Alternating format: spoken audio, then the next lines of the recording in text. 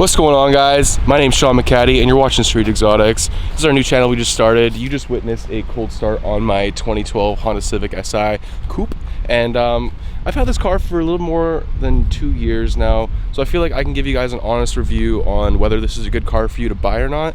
And I'm super happy with it, but it fits in what I use my car for versus other people might not think the same way. But we're gonna go ahead and I'm gonna give you my opinion. We're just gonna go ahead and clean this car. I gotta go pick up my friend Tom Pate. So why don't we go ahead and get the day started.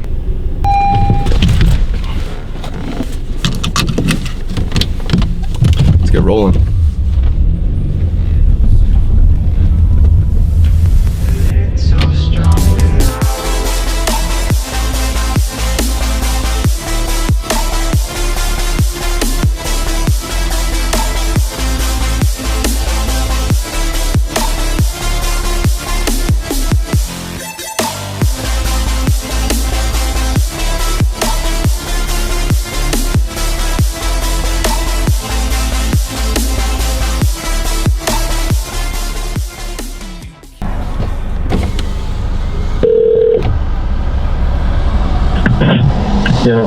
Yo, buddy. I'm just downstairs. You outside?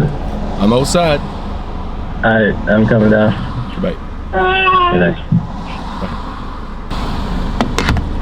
So not very many cool cars out today. I was just trying to see if I could get maybe a sit car here or two, but I live in Victoria, BC. We're living on the island. It's not a huge city or anything like that. It's getting bigger, but there's not a lot of cool cars on the island. It's very rare. It's like a unicorn when you find like a Lamborghini, or you see a lot of Audi R8s out there, but mostly you see like Aston Martins or Jaguars. That's mostly what the rich people around here drive.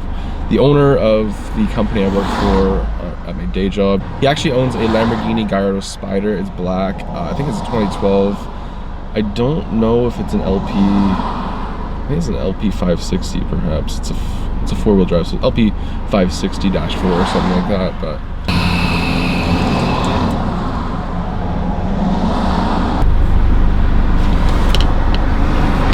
where is this fucker? Here's the man.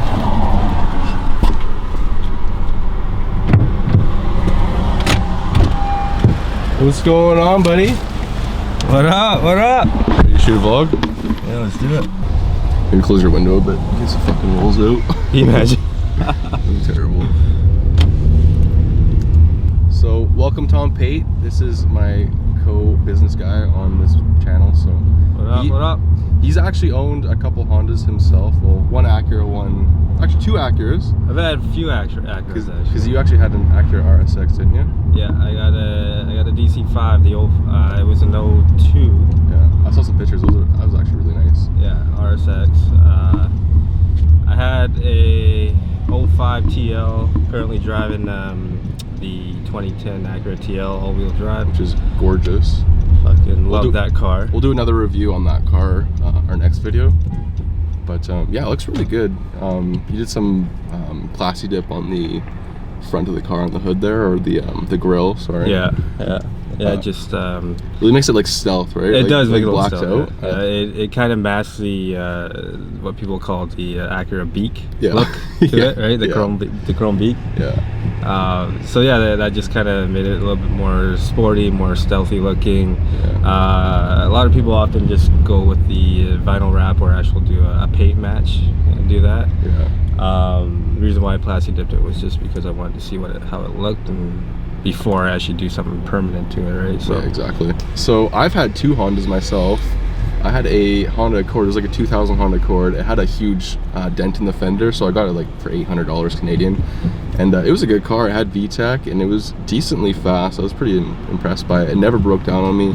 I drove it from Victoria to Alberta, and it lasted the entire way up the Coquihalla, which is like a really sketchy mountain pass going towards from BC to Alberta.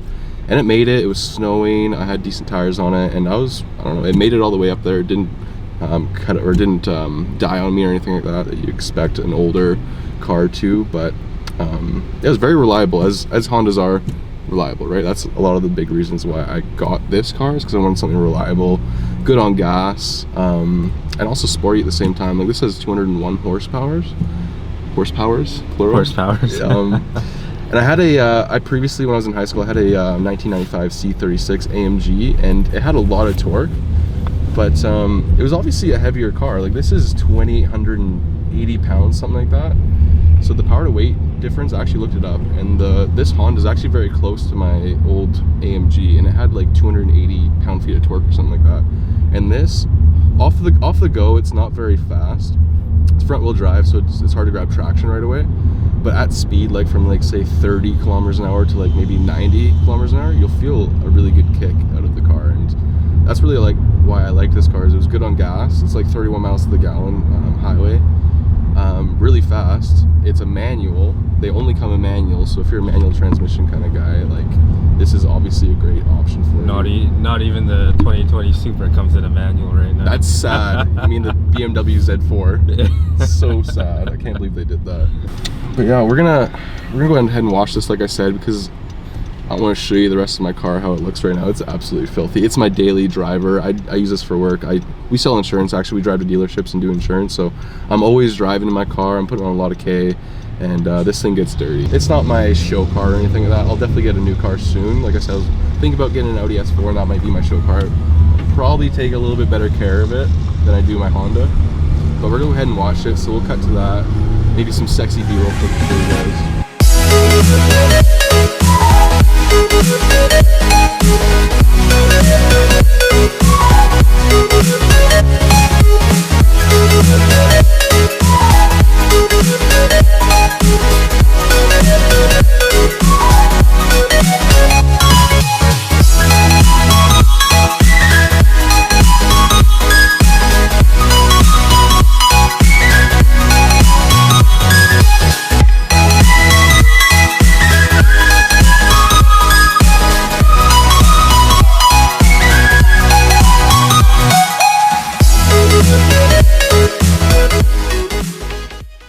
Alright, so that turned out mildly okay. No wax. Probably use a cut polish, that's guaranteed. But yeah, it's not bad. Came out half decent.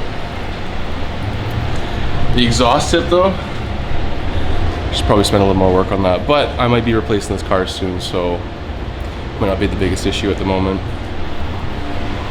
What would you say, Tom Pate? 10 out of 10, what do you think? She looks good.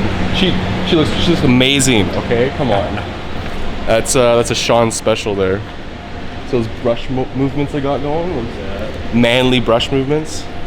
So I gotta vacuum out my car and dispose of millions of particles of garbage. And Tom Payne was telling me these are garbage cans. Have you ever seen a garbage can that looks like this? I had no idea. I was like looking for garbage cans, like where the fuck are the garbage cans? These are garbage cans. That is, how deep do they go? Those don't go very deep.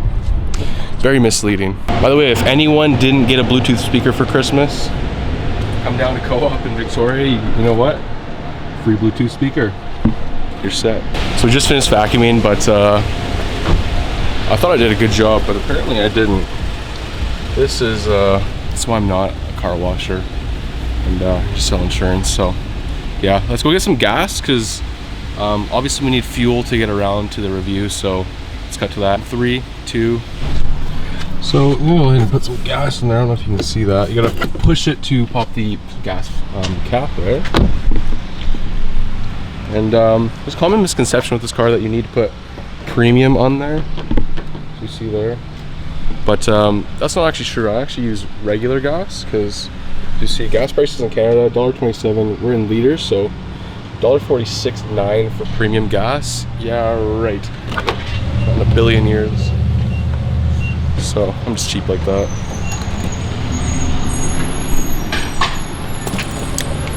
Let's see how much this car takes.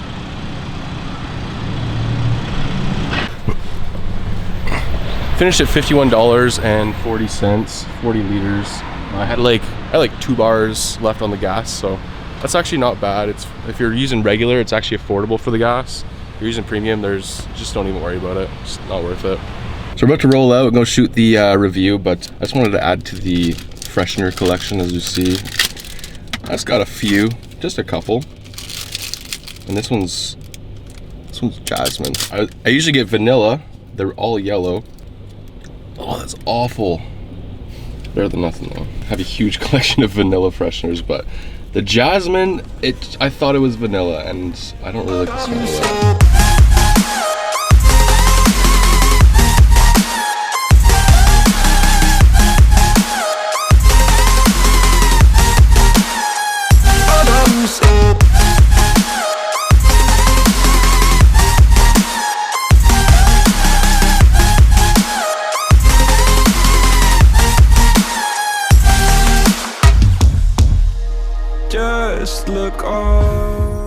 Alright, so we're at the filming location, and we're overlooking the Malahat right now, or the peninsula. We're on the Malahat, and this is Vancouver Island for you. As you see, we have one of the most beautiful scenery, in my opinion, in Canada.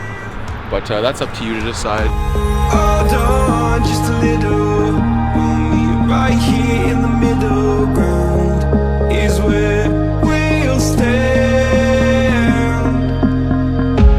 Let go of the brittle, 'cause you'll find life is a riddle that we're not meant to. Alright, so I've had this car for like 2 years now, and it's never let me down. It's a good, reliable car. As you know, Hondas have that reputation for reliability.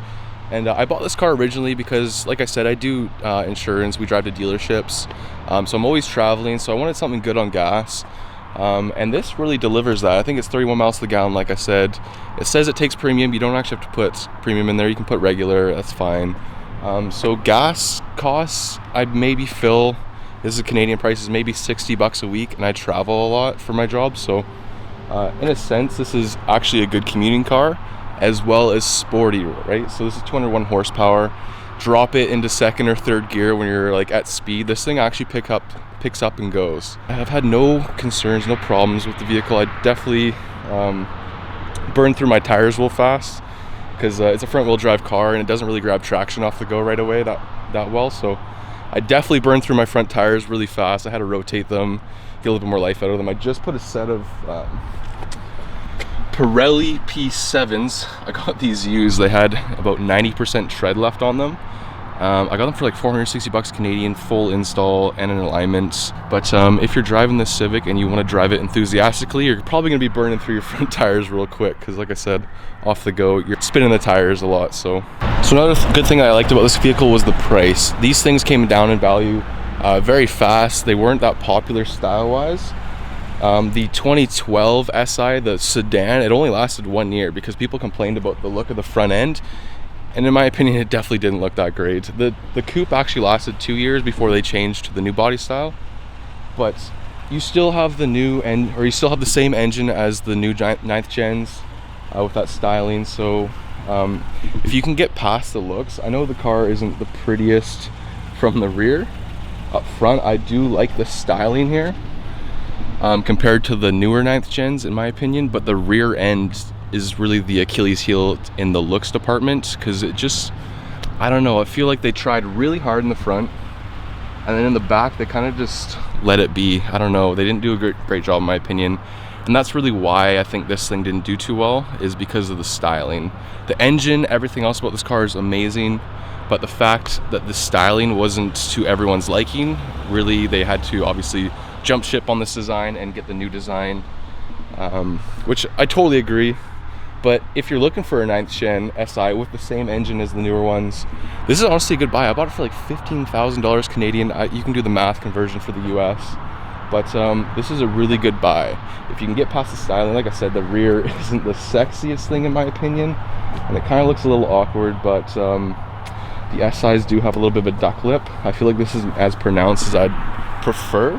I'd probably want to get, if I was going to keep this car, a little bit higher ducktail on there just to give it some more appearance. But other than that, like, you can buy these cars real cheap, and that's probably one of the best things about this car. Like 15 grand for all the power, performance, and the gas savings you get out of this thing. As a daily driver, you really can't go wrong with this car, and that is the reason why I bought this car. But actually, one thing did go wrong with this car, and it's nothing very significant. The right passenger side mirror, the defrost doesn't work. That's not a big deal. it's very minor. I could fix that myself.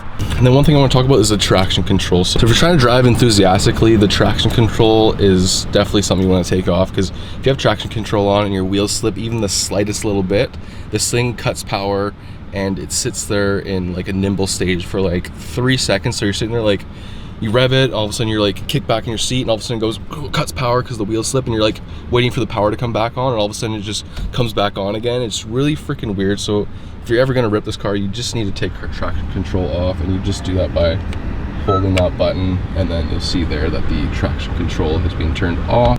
Yeah, this thing doesn't have the greatest traction control system. That's one con, but obviously in a snowy situation or it's really wet out, obviously you wouldn't be driving with traction control on. But racing wise, this is not a good traction control for racing or driving enthusiastically. That's one complaint I have about the car. No way, I had no idea.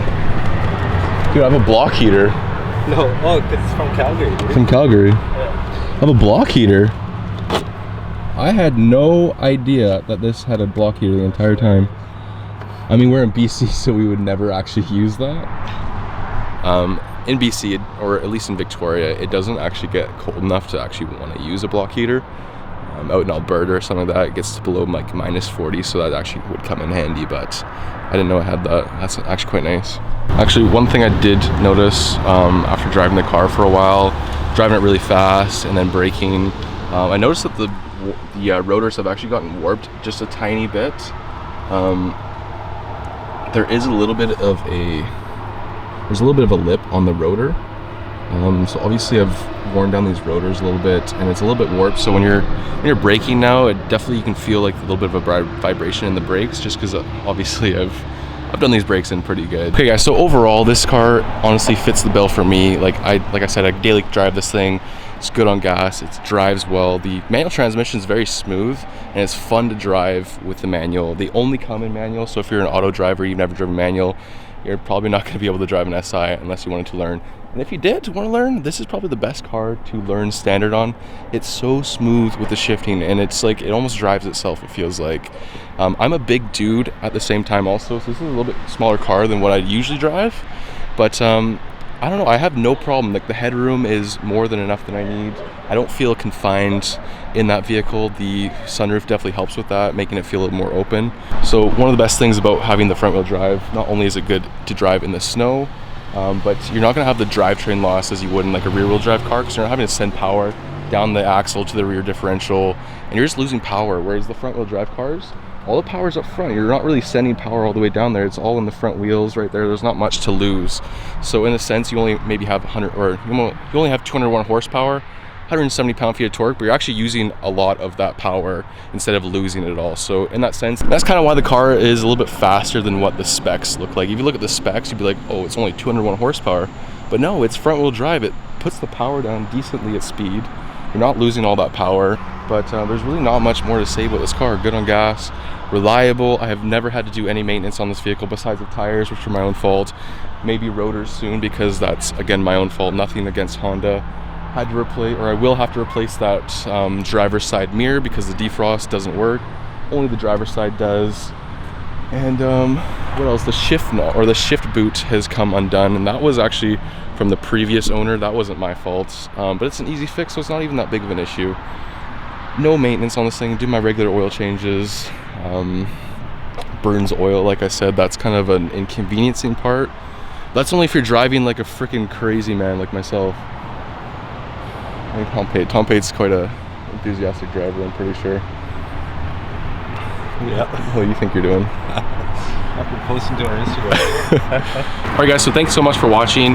That was my honest opinion on my 2012 Civic Si. So if you guys liked today's video, hit that like button, smash the subscribe button if that's what you're into, bell notification to keep up to date with all of our new content. We will be posting a lot more reviews for now. If you guys like our content, like I said, hit subscribe button. And other than that, we'll see you in the next one.